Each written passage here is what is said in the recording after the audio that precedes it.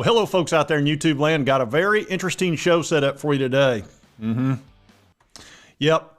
We got a couple of coaches that are out of control. One's really, really out of control, and the other one, I don't know what he had just had a really bad moment. And we're going to talk all about that. But first, we're going to talk about Nick Saban. He's fed up with the fake injuries, and I can't blame him. It's a scourge on the game, an absolute poison, and he's sick and tired of it. I know I am. I've been covering this for a while, and I told you I'm not going to let this go. I'm not. Lane, if you're listening, I'm not letting this go.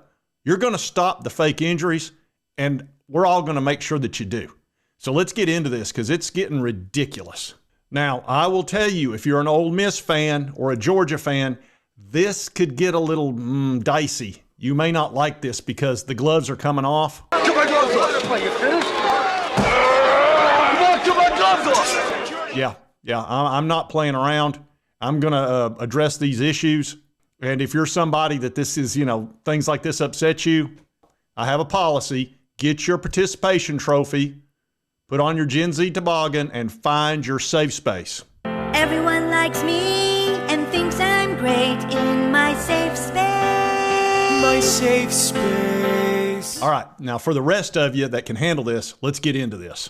Now, as many of you know, we've had a tremendous problem with fake injuries, and really the biggest culprit in all of this has been Lane Kiffin, in my opinion. Allegedly. And he's been unstoppable. I mean, this guy, it doesn't matter. It can be 9 times, 10 times, 11 times in a game. What he did against Kentucky a couple of weeks ago was a disgrace. I mean, it was a felony in the world of football, and somehow Kentucky won. Then he did it again against South Carolina and had a 3-touchdown lead and was still doing it.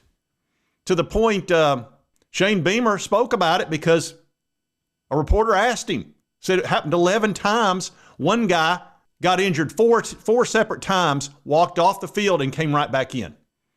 It just got to be absurd, honestly. And we've all seen the fake injuries, and you can watch right here. Of course, we've seen the quarterback telling the guy to go down, and then he immediately, oh no, it's so bad. Oh, it's so bad. I'm hurt. And it doesn't get any worse than this, but it does. It actually gets worse than this. This is one from a few years ago, back during COVID. And you can watch him sitting there pointing, go down, look at him pointing, go down, go down, go down.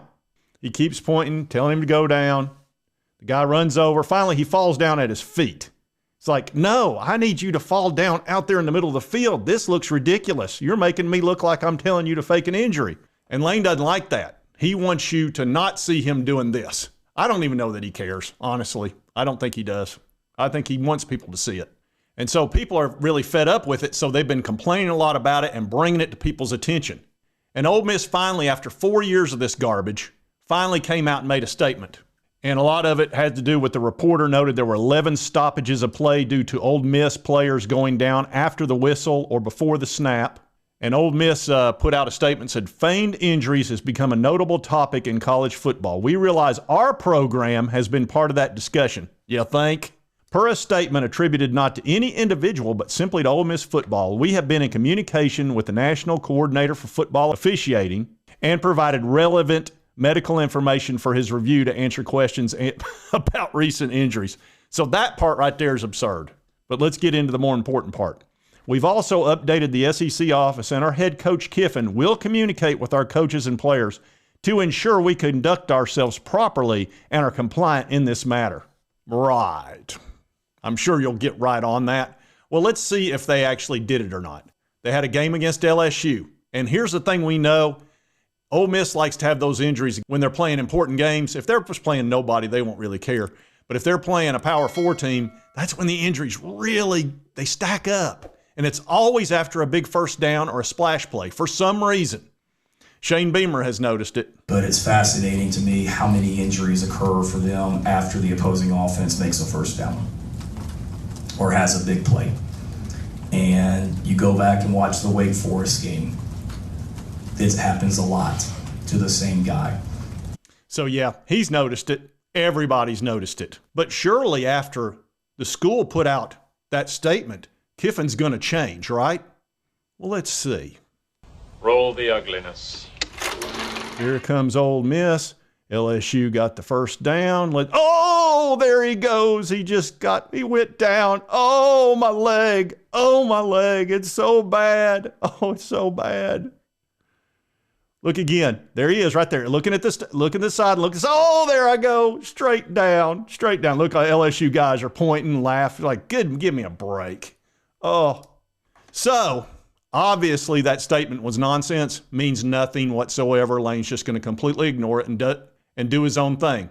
In my opinion, allegedly. Here's one of my absolute favorites. Watch this guy just standing there looking over the sideline, and all of a sudden, oh no, my leg suddenly is hurt. Oh, this is bad. Oh no. Oh, it's the worst one. This is a big one.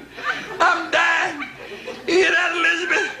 I'm coming to join you, honey. So yeah, it's the KIFFIN timeout. That's what it's known as. That's how bad it is. It's become a meme. It's become a GIF. It just is what it is. It's a KIFFIN timeout, my opinion. But Nick Saban's not having it anymore. He's sick and tired of it. Yeah, this is the integrity of the game. And there's no player that flops in a game that doesn't get a signal from the coach to do it, to slow the game down. But, you know, there's a history to all this because in the old days, you used to have to get up and run off the field if you got injured. I mean, I broke my leg and I had got to run off the field. Dog. Well, fastball came along, so everybody said if you get injured, stay down. Stay down. Don't get up because, you know, we can't substitute fast enough. Right. All right, so now people are taking advantage of this rule. But I think until there's some penalty for doing it, and I know it's a very sensitive subject for an official to make a determination about is a player injured or not. But there should be a flop rule. And if a guy actually gets up, runs down, and then right before the play starts, he flops, maybe it should be a charge timeout, you know, for that team because it's pretty obvious some of these situations where guys are flopping and they're not injured. All right, folks, if Nick Saban's getting involved, maybe something will get done about this. But I've told you, I'm going to stay on this until something's changed. I'm not going to let Lane Kiffin get 10, 12 extra timeouts a game and just have no ramifications for that at all. And I've told you the only way that you can make things fair currently is that whatever team he's playing must fake at least 8, 9, 10 injuries. Every time Ole Miss gets a first down or has a big splash play, they need some person to go down on the defensive line in the secondary or whatever. That way, at least it's a fair playing field. And really, it's almost to the point to where the coach is just going to have to tell the players, say, look, we're never going to play like this except this one time because I want us to have a fair chance. And I know it'll make the game into a joke. It'll go 4 or 5 hours. But maybe if it's so bad, the NCAA, the officiating crews and all that will sit down and go, okay, we got to put a stop to this crap. That's not a bad idea. The timeout, just charge them a timeout when they do that. That way, it's not some huge issue. Anyway, I'm not letting this go, Lane. I'm not. All right, now we're going to get into a crazier situation as far as, now hopefully it's just a one-time thing, but Kirby Smart, he's done lost his mind. I cannot believe what this guy did. Yeah, now watch this play right here. Watch him. He's running to the sideline. And here comes Kirby. Boom! Get out of my way, kid. I want to talk to this official. You got to be kidding me. Watch it again. Here he comes. Runs to the sideline. That's the quarterback. Boom. Pushes him about 5 feet.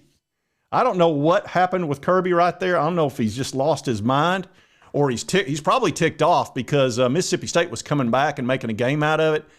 I'm going to tell you what it reminded me of. When I saw it, I had to watch it multiple times, and I had to make sure that it was actually a real video. I thought, is that AI? It's like, how did he not get a penalty? How did he not literally get thrown out of the game or something? You know, something should have happened there, and nothing did. So I kept thinking, man, that must be AI. There's no way that really happened. It did. It totally happened. There's articles about it. There's videos everywhere about it. And here's what it reminded me of big time. And some of you older folks will remember this. It's this play right here. It was Clemson versus Ohio State. And here comes Woody Hayes. Wham! Gives him a right hook. Look at him. He's pissed. And that's what it reminded. Now, that's obviously worse. It caused a big melee and a fight. You know, at least Kirby didn't slug the guy. But, I mean, that 5-foot push, and a lot of videos are trying to show it in slow motion so it doesn't look as bad. A lot of Georgia people are putting it out in slow-mo. It's like, oh, well, he didn't push him that bad. You look at it in real time, he shoved that dude. That dude he was like, what just happened? He couldn't believe it. Now, they asked Kirby about it, and Kirby couldn't remember it. Kirby, on the last Mississippi State drive, it looks like you made contact with their quarterback. Well, it looks like you were trying to maybe talk to an official about a call. Do you remember the incident, what happened, and what you were upset about with the official? No, I think I was going after shooting. I was trying to get Schuman's attention. We were trying to change personnel. I think it's the play they came over on our sideline and trying to get Schuman's attention. But no, I don't really remember it. All right, so I don't know how you could forget that, but I'll tell you what, he's so hyper competitive, and that may have something to do with why. I don't know if I guess I would tie these two things. You've had so many people getting arrested down there. It's been over 24, and he's so hyper competitive. I don't even know. It sounds like he almost blacks out. He gets so fired up that he just pushed that guy 5 feet. Maybe didn't even know he did it, which seems incredible to me, but he says he didn't. Now, he's responded since then, and I believe this is an apology. I haven't even watched it myself, but it's popped up on Twitter, and I want to make sure this video contains it. I don't want all the Georgia fans going, oh, he apologized. How dare you put this out here? Because I know how they are. They'll get their hair on fire. So let's see what he said, and we'll listen to this together for the first time. Van Buren himself. Yeah, absolutely, I have, and I'm glad you brought that up because after you guys said that in the press conference, I went back and watched it, and didn't even realize that I had run into him. But I reached out to Levy that night and talked to him, and he said the kid was great. And then yesterday I talked to Mike and told him, I had no intentions or ill will towards him at all. It was. If you've ever been on the sideline in a game, it's pandemonium. It's really pandemonium when you're trying to change personnel and you only got 3 to 4 seconds to do it. And we were bad off in a bad personnel grouping against empty that we actually had messed up the week before. And so I was trying to get to Schumann to get that changed. But I reached out to the kid. He was great. He's a really good player. He's going to be a good player in this league, and he played better as the game went on against us. All right, so there you go. So there, at least he's reached out, he's apologized and done all that. And I'm cool with that. I would probably fine him a certain amount of money. I would not suspend him on this one.